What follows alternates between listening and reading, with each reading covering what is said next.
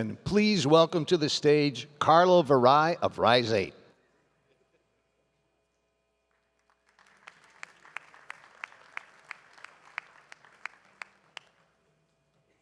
They're sponsoring, so he's giving a little spiel. Check, mic check. Okay, there we go. Good afternoon, everyone. My name is Carlo Varai, and I'm the Director of Growth at Rise 8, a full-stack digital services company enabling the Space Force to continuously deliver impactful software. Our purpose is just to make the world work better, and we do that by enabling software delivery at scale with fewer risks along the way. I'm thrilled to introduce today's discussion, which centers around the Space Force's program executive offices. Before we dive into the conversation, let me share why we're here and why this topic is so important for all of us. General Sonslin mentioned yesterday, there are those people at the Pentagon trying to move things faster. I can confidently say our PEOs are doing just that as well. This topic, it's very personal for me because prior to my role at Rise 8, I served as an acquisitions officer in the Air Force and the Space Force, managing a range of programs from ACAT-3 to ACAT-1 to SBIRS and everything in between. I was part of SMC 2.0, and SSC, and I'm excited to hear how each of these PEOs are thinking about their organization's acquisition reform and delivering capabilities for our warfighters faster. We're privileged to have an incredible lineup of speakers joining us, bringing a wealth of experience and insights to this important discussion. Leading today's conversation is Dolores Lowe, Committee Chair Member for the Space Force Association, whose expertise and passion for advancing space innovation make her the perfect guide for today's discussion. Thank you for joining us. Let's make today's session engaging and impactful. Dolores, over to you. Thank you.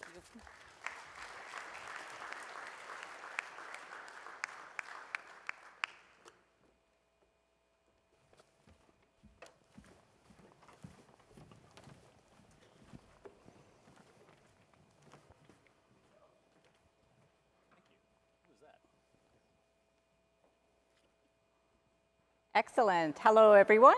This is the PEO panel, and I am just going to go straight down the line and have everyone introduce themselves before we go on. I'm Del Delapina. I'm the PEO for MilSatCom and PNT. Rob Davis, or PEO for Space Sensing. Brian McLean, PEO for Space Domain Awareness and Combat Power.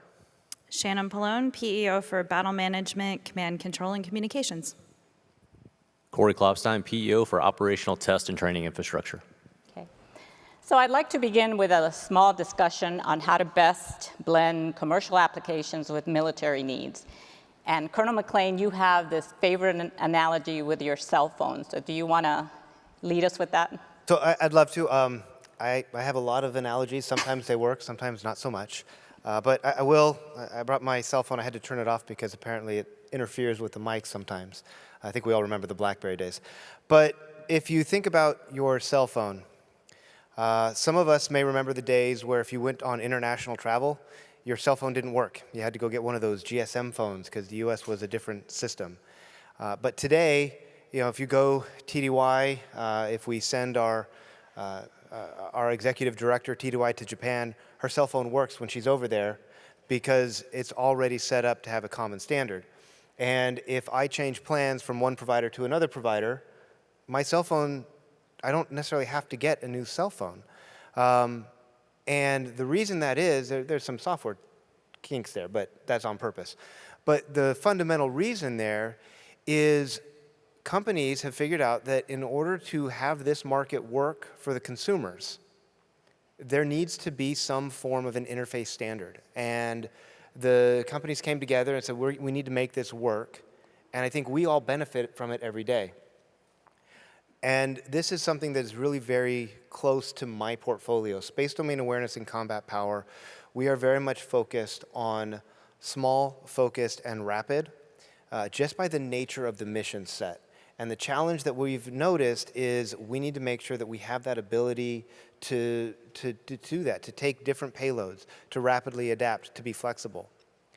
I don't believe the space market is there today, but from my discussions with industry, I think we all recognize we need to get there.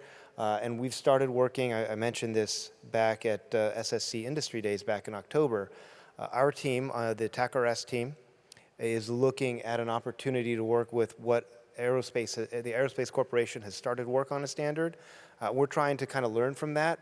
And really, I think this is not something that we want as a government-led standard. I think those of us that have been around may remember things like ADA and other bad things that have happened from government-owned standards. We really need this to be a partnership. We need to learn together to come up with how do we do this in space? What does this make sense in space?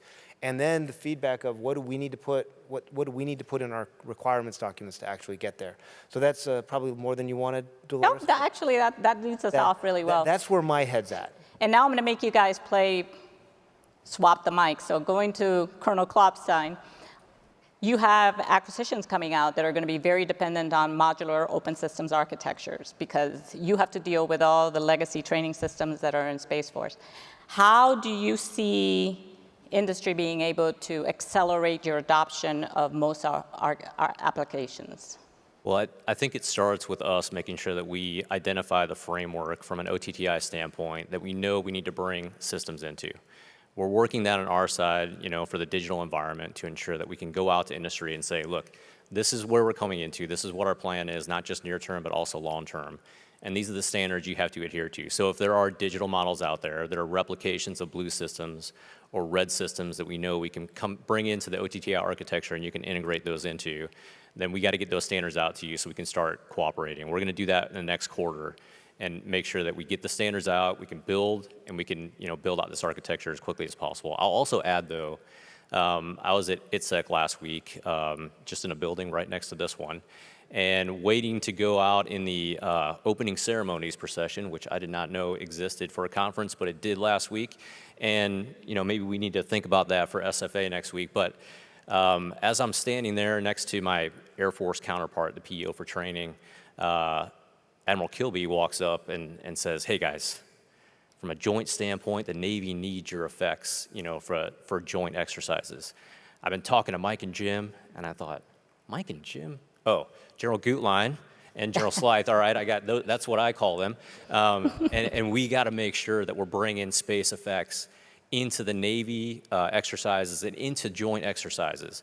And so I heard that theme all last week from both the VCNO, the Vice Chairman of the Joint Chiefs of Staff, from Joint Staff J7, to make sure that we're bringing in space effects to the joint fight. So not only do we need to make sure that we're integrating across space systems, but also with joint systems. And so from my perspective, we got to get the standards out there, but we also, for industry, we got to figure out what it means from a proprietary data standpoint. And so how do we break down those barriers so when we try to integrate these systems across contractors and different contractors that have developed systems, how do they talk to each other and make sure that there aren't some of those administrative impacts that oftentimes hold us back? Okay, and Ms. Pallone, so we've already established the importance of MOSA architecture, and Colonel McLean has already pointed out standards and interfaces, right?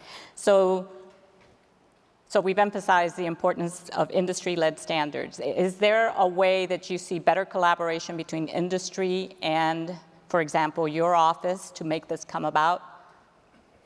So it's funny because my favorite thing to do is riff off of anything that Brian says. So you talked about how the cell phone companies converged on common standards, and I'm gonna talk way outside my lane and tell you I've never worked in the telecommunications industry, and this is a best guess. But what I see in that analogy is a problem with transfer costs. And when you force a customer to buy a new cell phone in order to get onto that system and onto that network, you make the transfer cost sufficiently high that you think, well, great, I've locked them in. They're going to stay. They bought that phone is expensive. They're not going to move. And then the problem is when you lose them to somebody else in the market, they're now locked in. And if you're looking for fluidity in where you can actually transition and move through that market, you quickly realize that if you differentiate yourself on other things, you can continue to try to take the greatest part of the market share, and your barrier to entry in to come back into that ecosystem is not so high that customers aren't going to say, well, I got to wait out my agreement for 3 years until I can afford a new phone. So I'm really looking at, we've had this culture for as long as I can think back, which maybe isn't that far, of I'm going to set a tech baseline. I'm going to define the standards. I'm going to put it on the contract. I'm going to do an ECP every time that evolves and changes. And that is not where modern technology is. And that is not how you make systems of systems work. So how do I get into a modern API structure? How do I understand where the transfer costs are worth paying because it's something that's absolutely unique, and where we're all fighting over market share for something that doesn't actually get the warfighter what they need, and we just need to get off of trying to specialize on that and into how we get into that collaborative environment, and how do I start crafting contracts that I'm gonna grade you on, did you plan into the work the fact that I've got to update, that I bought the, we'll continue with the iPhone analogy. I built an app for the iPhone, and the latest iOS came out, and even if it's just a .1.2 version and not a major upgrade, I'm still gonna have to make sure, did my app break? I'm gonna have to do some updates. I'm gonna have to make sure that it still works with that operating system. And by the way, that is just part of doing business. That is the cost of doing business. That is in the baseline plan of everything that I'm going to do. And it's not a major contracting action. It's not a major mod. And I'm not stuck in 12 different tech baselines, none of which talk to each other. Because if I think to all the things that General Saltzman talked about yesterday, if I look at all the things that General Whiting talked about this morning, I can't do any of that unless I figure out how to get past that. And until we're really doing a better job of collaborating with industry on, look, this really matters. I need you guys to differentiate on different things, then I've locked you into this system. And I'm rewarding you for behavior that fits into the system of systems, because there is absolutely, I think there's still this myth of sometimes there are things we build that as long as they work in that closed system, we're fine and that works. And I definitely have the bias of absolutely nothing that I build in this portfolio works unless it talks to a lot of other things. But that's the reality of where we are. If I want to provide those joint effects that we talked about this morning, I can't do that unless the systems can talk to each other. I can't do it at speed. I can't do it joint. I can't even do it within space unless I figure out how to get past that. And so that, if there's nothing else that you guys take away from how do we think through this problem differently, and where I will welcome feedback on how we do this differently, that's the pain point, and that's what I'm looking to solve. So that's a great leeway for Mr. De La Pena.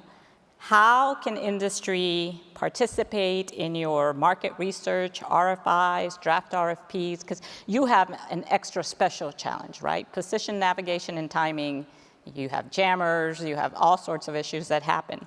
And what feedback mechanisms are there for industry to talk to you? Sure. So thanks, Dolores, for that question. I'm going to start my answer more generally in terms of the quality and content of an RFP and an offers proposal. So I've been a PO for about 5 years. I became a PO shortly before the birth of the Space Force. In those 5 years, I work a handful of source selections every single year. Almost every source selection, when we get proposals in, the majority of those proposals, for one reason or another, are unawardable. And so the question is, what can we do to make the RFI process better, understanding the content better? I've got a couple ideas. So usually, we put multiple draft RFPs into the bidder's library, and we do that to get industry feedback. If there's something you don't understand, that's the opportunity to ask us. I encourage face-to-face attendance at industry days, in which we set up one-on-ones so that you can ask your questions and state your concerns relative to your solution. You can ask us in private. But the metric that I keep is when we hold a solicitation and we about to run a source selection, the proposals come in and can we award? And you would be just disheartened to see the reasons why proposals can't be acted upon. We put section L and M, which are the instructions, the offers. We get proposals in, they're missing an entire paragraph of what we've asked for. We put specific instructions in proposal that says, this is our TRD, this is our technical baseline, this is our statement of work. Do not redline it, or else it will not be acceptable. And we'll get a proposal back that's been redlined. So it's the little things. It's the little things. So going back to the MOSA analogy for that, be clear that we have a meeting of the minds of these inter-system interfaces. In order to establish this architecture as a network, elements of that architecture are going to have to interface with each other, and they need to be rapidly replaced in face of the evolving threat. And then those are the areas I think between industry and the government we should put a lot of attention on so we can get industry on contract faster and field capabilities sooner. Thank you. So Colonel Davis, we're in Orlando, which happens to be the worldwide hub of modeling, simulation, and training. But most of the local companies have not done business with Space Force in the past, right? To them, you're this new animal. Can you give us a brief explanation of how Space Force engages, or your team, the acquisition team, engages with the deltas in a mission in order to ensure that the evolving operational needs of the deltas are served, right? Absolutely. First off, thanks to Space Force Association for putting on this panel. I think it's an important opportunity for us to be able to communicate to all of you, both Guardians and industry, and thanks to Dolores for leading this. I think the key is just communication. General Grant mentioned earlier some of the benefits we're seeing from the Mission Delta and System Delta construct is pushing that ability to get the interfaces lower in the echelons, right? To build that culture where at the lowest level possible, Guardians are collaborating and the teammates are collaborating to deliver on a mission for the warfighter. And so that's been incredibly powerful to change that mindset a little bit and break down or lower the barriers that artificially were there over the years that we created. I think then it becomes down to just continuing with leadership to continue to emphasize that and putting the right structures in place beyond the organizational structures that we're putting in place right now to continue that trend and to make sure we're communicating constantly, getting that feedback early in the process on requirements before we get out to the RFIs and RFPs and requirements documents, everything else, and having the operation elements involved throughout the process as much as possible, throughout development earlier than we have before, perhaps, and more than we have before. And then when we get to that critical point where we want to field the capability, we're going to be doing that earlier than we have before in the Space Force, as General Grant mentioned earlier too, and to get that capability in the hands of the warfighter while we still have a hand on it as well, versus kind of just throwing it over the fence. So it'll be a joint effort during that critical fielding phase to finish that whatever development's left through the testing process, and eventually making it operationally accepted and presentable to the joint service. Thank you. Colonel Klopstein. Can I just add to that? So I'm going to echo some of the things that Rob said and General Grant said, but the communication aspect and the cooperation, it sounds really basic, but it goes a long, long way. Obviously, we need to make sure that we've got the organizational structure set up the right way. But Space Force leadership has given us the fire pit and the wood and the matches, but we gotta set the spark and we gotta make sure that it's still going. So at the 05 and below level is where I've seen it most effective. I've got MLs that are out there, material leaders that are out there, our program managers that want to engage directly with their counterpart squadron commanders at both STARCOM and SPOC. They're inviting each other to staff meetings. It kind of started with, okay, we're AOs that are working, an OTTI board of directors meeting that we get forced into a room and we've got to do this together. And then they start talking and they go, wait a minute, you should be at this. Why don't you come to my all-call? Why don't you come to my offsite? And so it leads to, we're sitting next to the 25th Space Range Squadron user who's in our source selection for our EW range that we're building for the future. It leads to us, getting a request from SPOC, whether that's from General Miller or Colonel Cotton, to say, hey, have you thought about this company for this type of capability? And we said, look, that's a great idea. Maybe we can expand it a little bit. And you just saw an RFI from us come out a couple months ago via Spec OT for range as a service capabilities. That came from SPOC.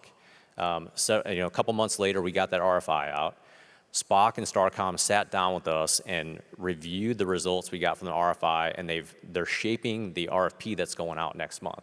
And so making sure that we're sitting next to each other and understanding the requirements, at the lowest level is making us, in my opinion, a lot more effective, and it's going to make us, deliver capabilities as quickly as possible to the warfighter. Thank you. Ms. Pallone, so with all the deltas having unique mission sets, how do you ensure that requirements are coordinated across functions such as sensing, PNT? So you are BMC3, but you're not this silo, right? You share responsibilities with your fellow PEOs. So how do you coordinate so that that shared responsibility is reflected in the solutions that you receive? That's such an interesting question. I would say not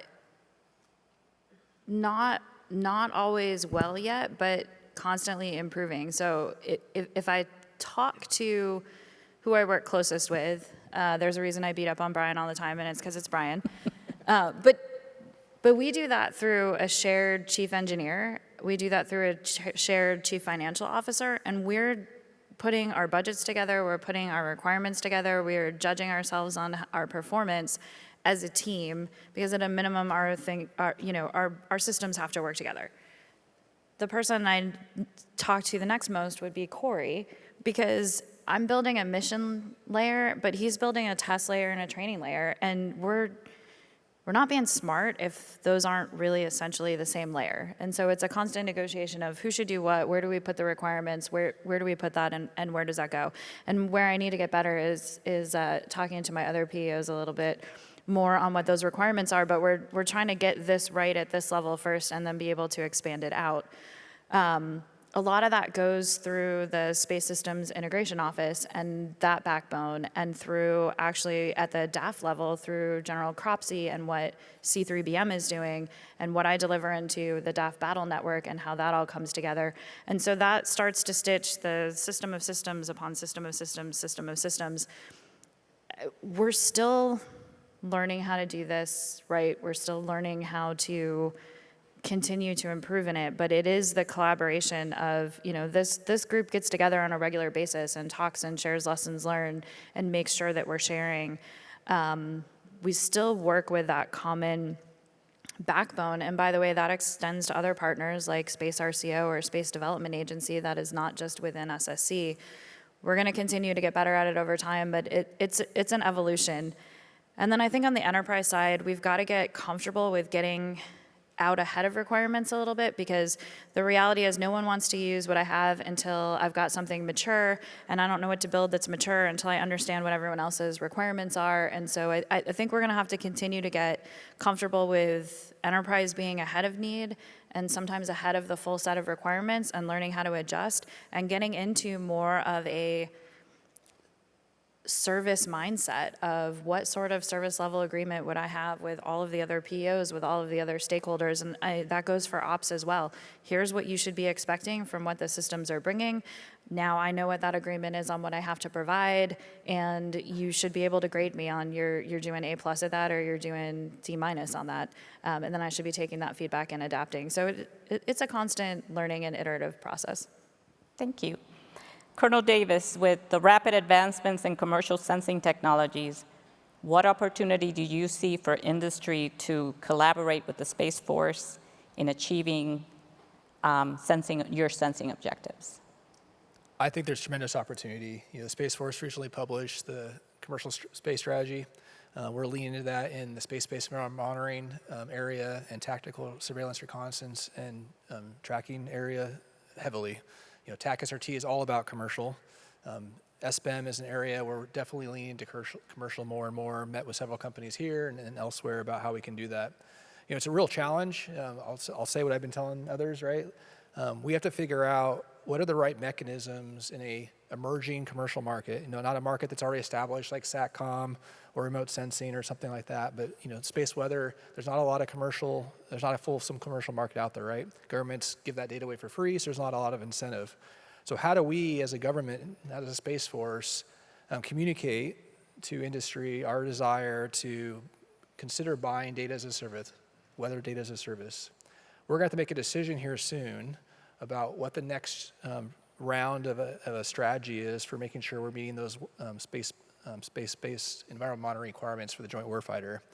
And we're going to have to make that decision in the next POM cycle probably. And I'm going to have to make a decision, am I going to build the next EO/IR cloud characterization system, or am I going to count on commercial being there in the early 30s when I'm going to need that?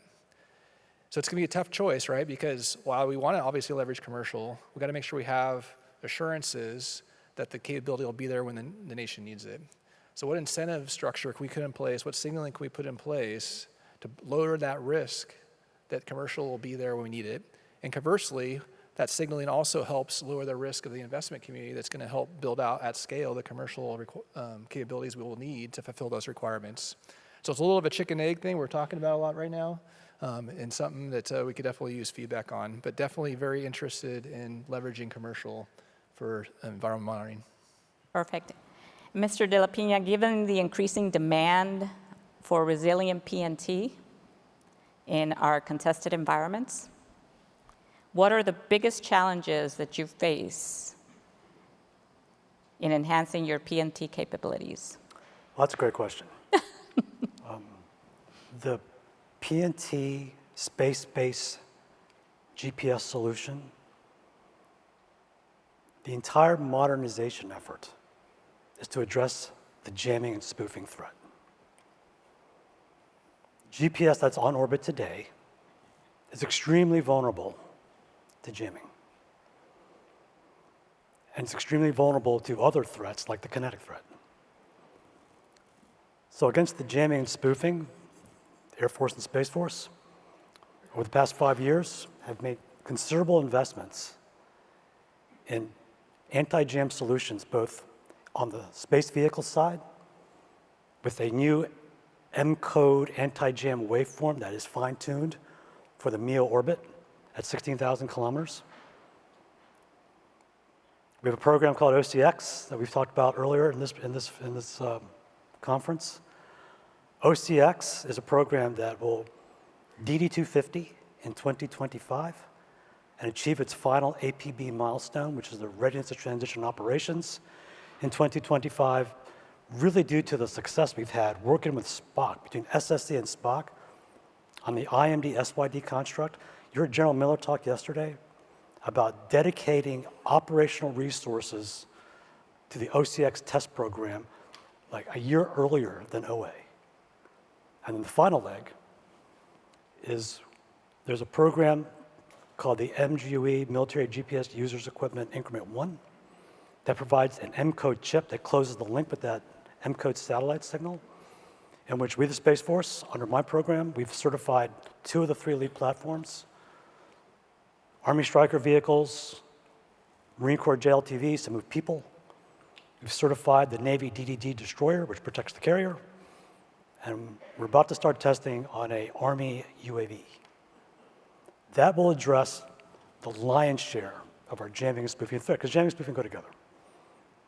In addition, within the entire MilSatCom PNT enterprise, we've started disaggregating those capabilities. When the Air Force first got established 5 years ago, I used to hear General Hyten say, we have an architecture of high-value targets. You take out one node, you affect multiple missions. So we've started to disaggregate.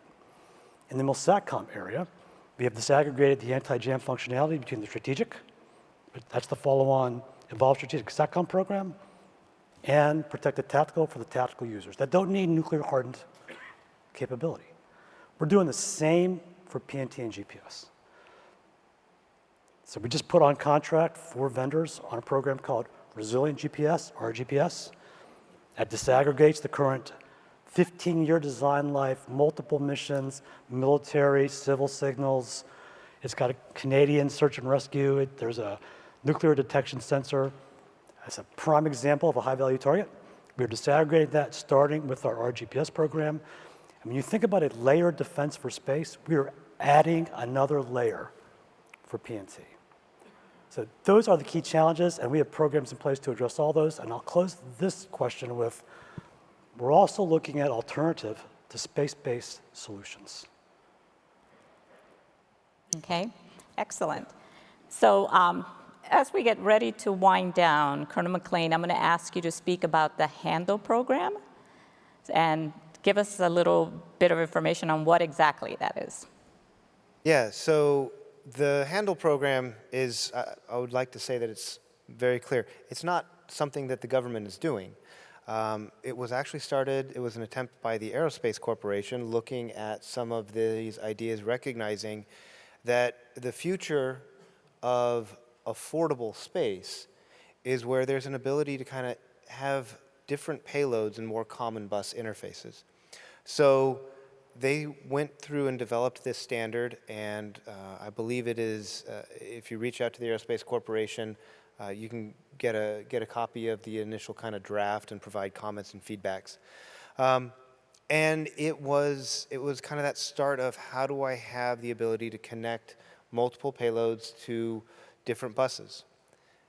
We looked at that internally with the TACRS team, and for one of our upcoming missions, we said we are looking really close on that system.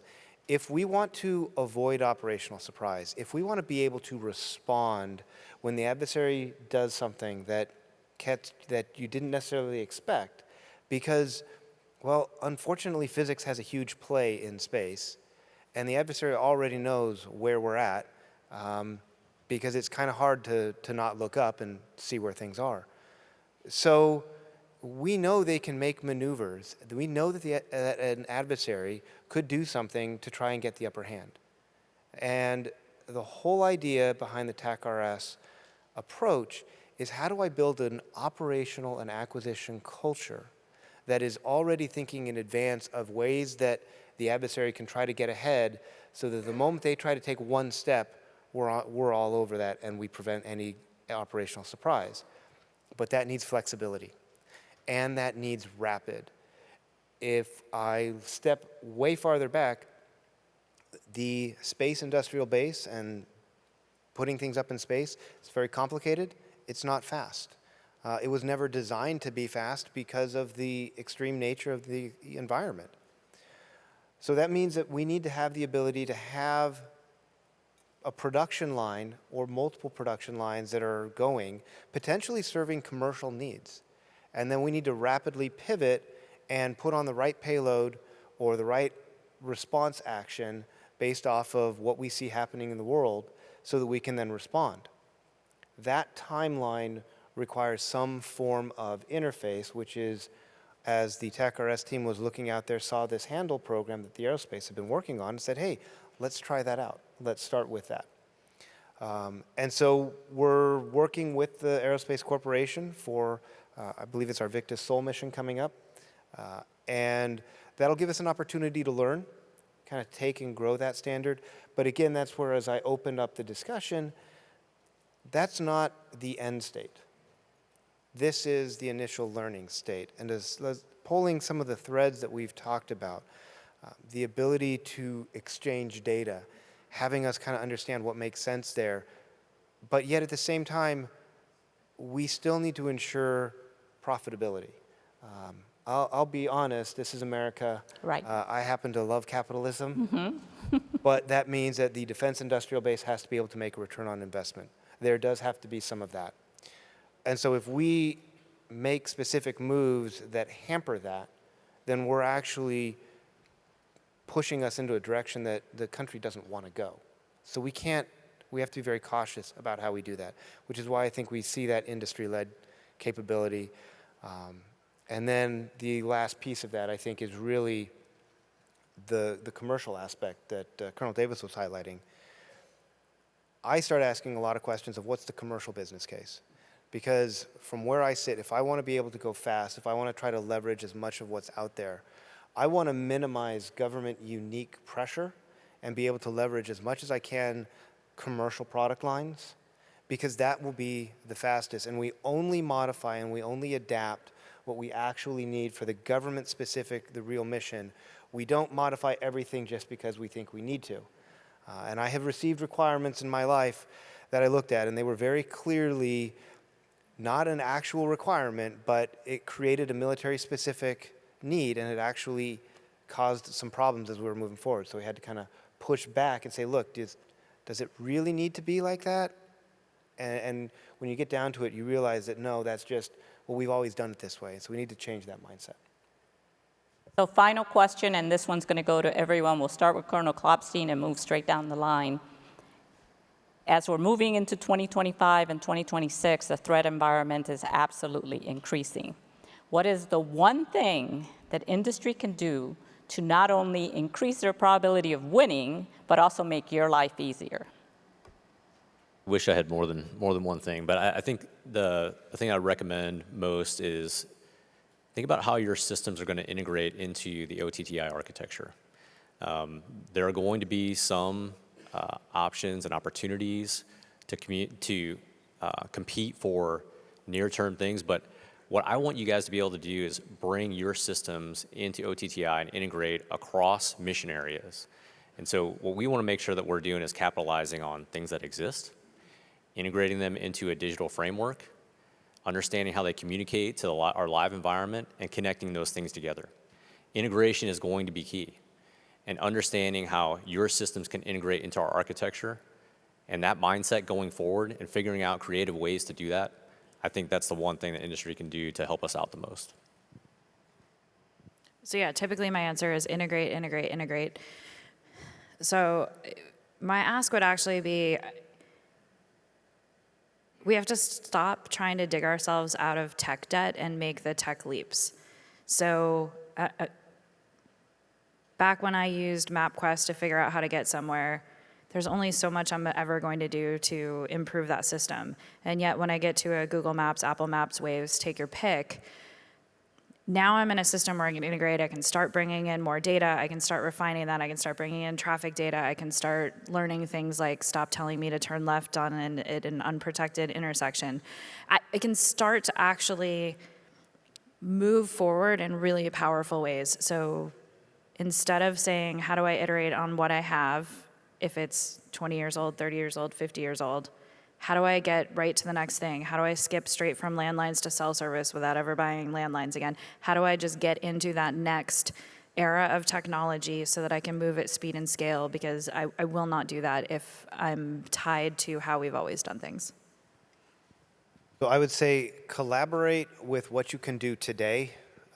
Don't propose what you think you might be able to do in a few years.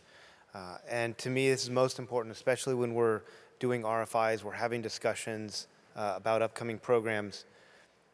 If we have requirements and you're looking at this, that's a very low technology readiness level, but don't worry, I know we can get there. I think we've all seen what happens and how long some of that development cycle takes. But I would love to hear back, hey, you're asking a requirement to do something, and we can tell you right now we have demonstrated technology to do this. It's not quite the same, but it's close. Let us then funnel that in and have the discussion at the warfighter level with Futures Command, with the requirements team up at the headquarters, so that we can actively deliver what we need and we get away from this cycle of very prolonged developments, because we all optimistically think, I know we can do that, and we underestimate how much technical challenge is there. Yes, piggyback on that, and more than collaboration, it's really partnership in that angle, right? I'm a firm believer in the foundation you build. In this phase, we are doing the requirements definition, the contract, RFPs and all that stuff, how important that is to the success of a program. We've all seen programs that have challenges, and a lot of times you can trace that back to not having the requirements baseline solid, the way the contract was structured not being there. So really having that deep partnership with us to make sure that we understand what we're asking for, because guess what? We don't have full insight all the time on what's available in industry. We don't always write the requirements right. We don't always draft the RFPs the right way. But having that intense partnership to get those as best we can and build that strong foundation and set a program for success to deliver the technology our warfighters need on cost and schedule. Earlier this year, the Space Foundation published a paper in which they estimate the total budget worldwide, commercial governments on space capabilities. Their number is $550 billion a year. And with the Space Force budget right now around 29-30, we're like 5 to 6% of that. It is no wonder that the DoD, Space Force, as we heard today, Space Command has strategic plans on how to leverage commercial. We want to leverage all of that. So the ask for industry is we're going to need to thicken. The way we're thickening our architecture, our network, the space industry worldwide is going to have to thicken, because that paper also said in 10 years, that global space budget is going to grow to $1.4 trillion. $1.4 trillion. This past weekend, the Vice was quoted as saying, we have discovered the canary in the mine shaft. For those of you, I'm from West Virginia, that means something to me, because they used to send canaries down to the mine shaft with the miners, and when the canary stops singing, that means there's methane gas you got to get out. You got to do something about it. So that's where we are. So my ask to industry is, thicken your infrastructure, pick the right teammates, and then always deliver. And this most argument is right in the middle of it. Okay, so just for my experience this week, this team of PEOs has been extremely open, unbelievably open to meeting with industry. And on behalf of the SFA, I would like to thank you for your participation. And on behalf of industry, I'm very grateful that you guys are so open to meeting with us. So if you want to talk to them, reach out. They're very open to collaborating with you guys. So thank you. Thank you for being here.